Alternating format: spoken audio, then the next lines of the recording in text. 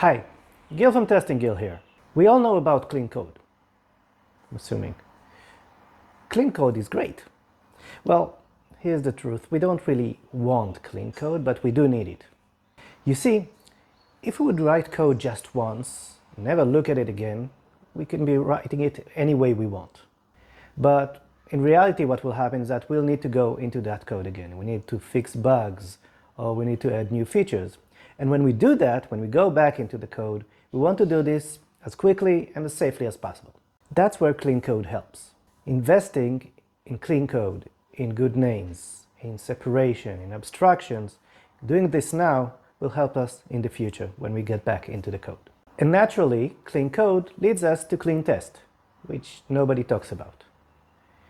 If you think about it, when a test breaks, what would be the entry point? The test. We should be applying the same principle of clean code to the tests. So why don't we? We really should.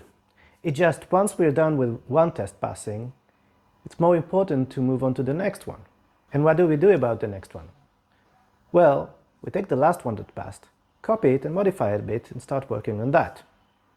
If you think about it, you're not supposed to duplicate code. And this is what exactly we did with the test.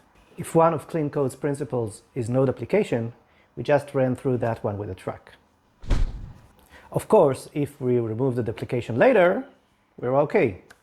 But who does that? Except me. If we consider tests like first-class citizens in the realm of code, we should apply the same principles of clean code to tests.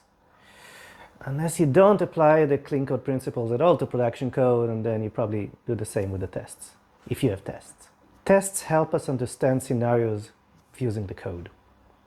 If we can understand the tests, it will help us do the next task faster and safely. So, clean all the tests. Thanks for watching. If you like this video, hit the like button, subscribe, and watch other videos and webinar recordings on this channel. For now, thank you. Bye-bye.